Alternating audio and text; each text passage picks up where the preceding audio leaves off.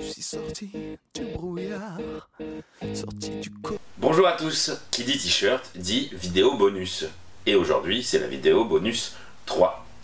Donc je vous laisse de suite, car je vous laisse avec mon bilan. J'ai un ami, Guillaume Poulnard, qui a fait un petit montage de la première photo et de la dernière photo des 31 jours, de face et de côté. Vous verrez, moi je trouve pas le résultat très probant, mais voilà. Allez, on y va.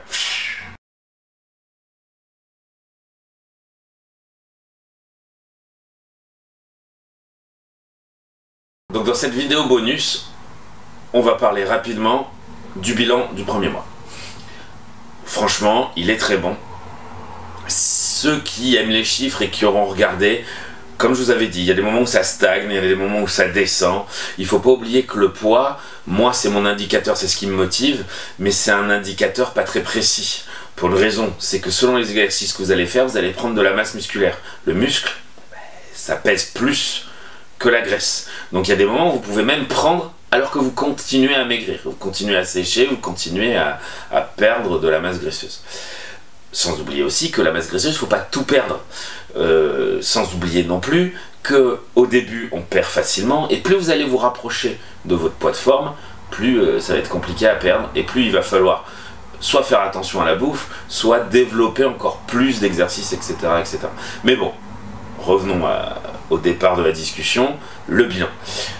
Franchement, comme vous l'avez vu normalement sur la vidéo du jour 31, je crois que c'était hier, eh bien, en fait, je pars de 112,4 kg pour arriver à 105 à peu près. Je suis descendu un peu plus bas, mais en gros 105. Donc on est à 7, presque 7,5 de perte. Mais dès le lendemain matin, j'étais à 111. Donc moi, dans ma tête, je vais me fixer sur 111 par rapport à 105. On est sur 6 kg. 6 kg en un mois, c'est presque 3 fois plus que ce que je voulais. Enfin, c'est plus que 2 fois plus. C'est très bien. Je pense pas arriver à faire ça tous les mois, parce que ça voudrait dire que j'irai très très vite. De toute façon, on va y aller progressivement, et on constatera, j'en suis sûr, on verra si je suis Madame Irma, que dans quelques mois, de toute façon, je maigrirai moins vite. C'est normal. Voilà. Ce qui est pour le bilan. Maintenant, revenons à ce qui nous intéresse pour ce bonus 3, la nourriture. Il y a 10 ans, en fait, j'ai pas changé. Les premiers mois, j'ai absolument rien changé. Je mangeais comme un chancre. Je mangeais beaucoup de viande, etc., etc. Naturellement, en commençant à maigrir, eh ben, j'ai commencé à avoir envie de tomates, de légumes, de choses moins grasses, etc. Ça s'est fait progressivement. Et après, effectivement, il y a eu une phase où je me suis mis à faire une sorte de chrononutrition quand j'étais à 75 kg et que je voulais continuer à perdre. J'ai mangé d'abord de l'avoine le matin parce que on m'avait conseillé ça. J'ai banni certains trucs, j'ai commencé à faire très attention, j'ai mangé du poisson le soir, enfin bon bref.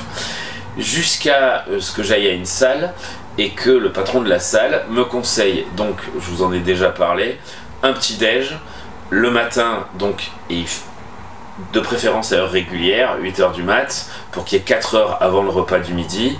Donc, pour le coup, concrètement, je mangeais le matin, je me rappelle plus du poids, mais en cherchant sur internet, vous devriez trouver, je crois que c'est un type de régime assez classique. Alors, attention aussi, un régime, privation, etc. Là, il y avait tout ce qu'il me fallait. Donc, du pain complet, de l'huile d'olive et du fromage, de préférence fromage de chèvre ou brebis. Et un grand verre de jus d'orange. Franchement, j'ai jamais manqué le matin. J'étais en pleine forme.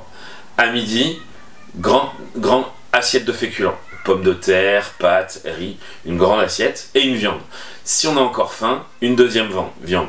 Pas de dessert, pas de sauce, on rajoute pas de sel, on rajoute pas de beurre. Mais franchement, une bonne assiette, ouais, on peut mettre tout petit peu de beurre, mais il n'y en a pas vraiment besoin avec le jus de la viande ou machin. Mais pas de sauce en plus. Le 4 heures, donc pareil, 4 heures après le repas de midi, le 4 heures, c'était, j'arrive plus à me rappeler non plus, mais 50 grammes, ça me paraît beaucoup, ça devait être moins que ça, 20 ou 30 grammes de chocolat noir, mais noir, le plus de pourcent possible, avec un fruit ou un grand jus de fruits, un fruit de préférence. Pareil, j'ai jamais manqué. Et le soir, eh bien, comme le midi, mais au lieu des féculents, des légumes. À essayer d'éviter les petits pois et les carottes qui sont des demi-féculents. Mais bon, ça, c'est encore autre chose.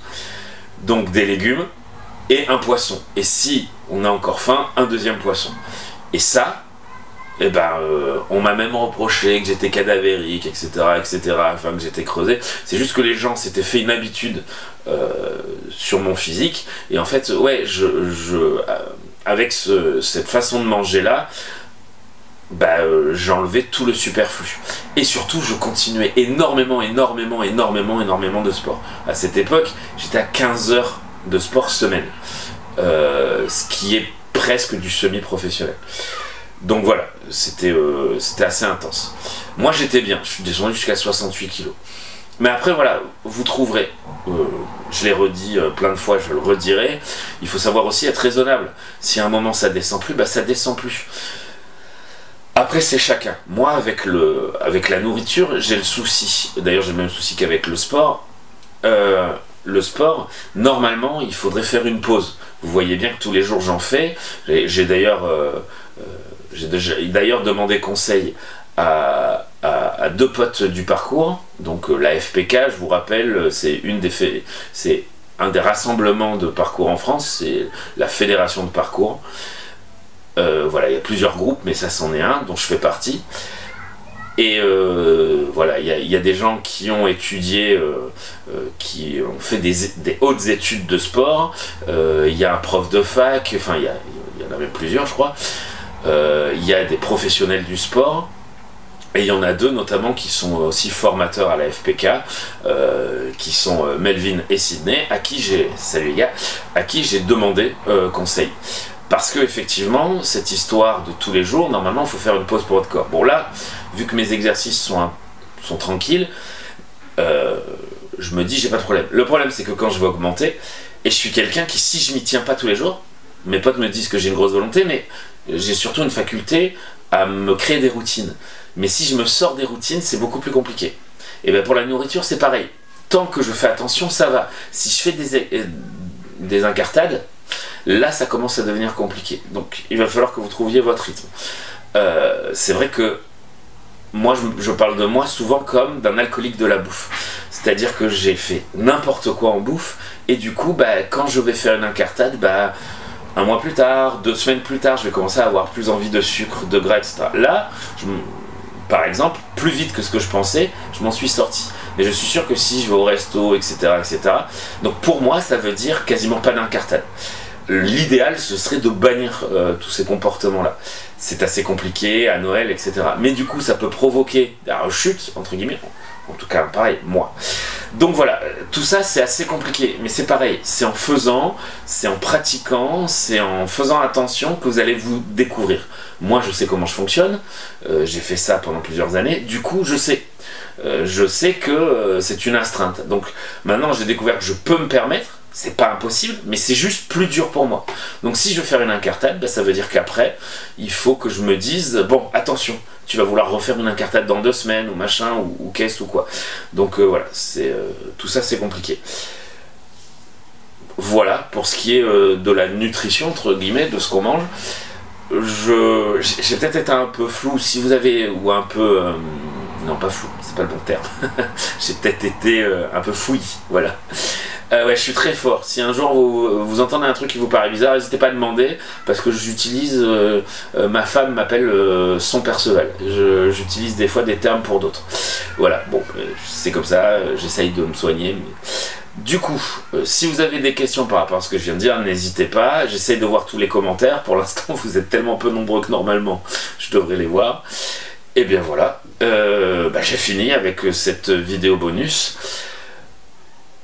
Encore une fois, super bon bilan pour moi. Merci à tous ceux qui me soutiennent, que ce soit par des pouces, par des petits messages, par des vidéos de leurs enfants, j'en ai déjà parlé. Encore merci les gars.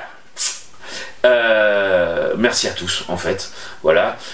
C'est vrai, soyons honnêtes, c'est vrai que ces vidéos, c'est plus un poids supplémentaire. Au départ, je me disais ça va me motiver. Très honnêtement, il se peut qu'un jour, j'aimerais pas, parce qu'en fait c'est un challenge de plus. Mais c'est vraiment un challenge de plus. entre guillemets, ça me pèse plus que ça m'aide. Mais je suis comme ça, j'ai décidé et j'ai envie de tenir 1 an, 2 ans, 3 ans. Voilà. Par contre, tous les petits messages de soutien, toutes ces petites choses, ça pour le coup, c'est une force énorme. Donc je reviens à ce que je disais dans une vidéo précédente, on est seul, mais c'est vrai que de temps en temps, quand on se retrouve pas seul parce que des gens vont vous taper sur l'épaule, parce qu'ils vont vous sourire, parce qu'ils vont vous dire bravo, c'est bien ce que tu fais, ça aide énormément. On va parler, tiens, en petit bonus d'hypocrisie 2 secondes. Les gens. Là, je m'adresse pas à ceux qui méritent, mais aux autres. C'est bien gentil la franchise. Mais un type qui galère, vous n'êtes pas obligé de lui mentir. Par contre, ah ouais, vu tous les efforts que tu fais, moi je vois pas de différence. Pensez-le, mais le dites pas. Enfin, je veux dire, ça sert à rien. C'est absolument pas constructif. La seule chose que ça peut faire, c'est le faire arrêter. Donc, je sais pas, voyez avec vos principes, etc. Je vous dis pas de mentir, mais de temps en temps, un petit effort, ou dites rien. Voilà, c'est tout.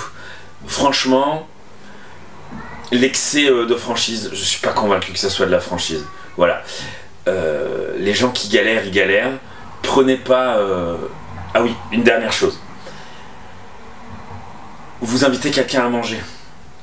Il vous fait comprendre qu'il fait des efforts. Le prenez pas pour vous. Oui, vous avez fait à manger, mais c'est pas grave. Lui, c'est sa vie qui met en jeu à ce moment-là, en fait. Alors, sa vie, pas en termes de santé, mais c'est un investissement de tous les jours. C'est un effort énorme. Soyez juste compréhensifs. C'est pas contre vous, c'est lui qui le combat. D'accord? Donc, juste un petit effort, un petit soutien, un petit sourire. Et stressez pas non plus, parce que ça va le faire stresser. Dites pas, oh mon Dieu, je suis désolé. Enfin d'ailleurs, dites ce que vous voulez, hein, je vous donne aucun ordre. Mais c'est juste, voilà, c'est, ah bon, et ben, si tu veux autre chose, voilà. Ce genre de choses. Soyez compréhensifs, parce que c'est vraiment une grosse galère. Vraiment, cette sorte d'addiction à la bouffe, pas vraiment consciente, c'est très compliqué. Allez, je compte sur vous tous. Merci à tous.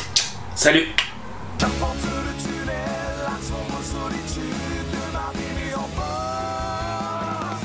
Je marche sur la route d'éternelle attitude et remets tout en cause.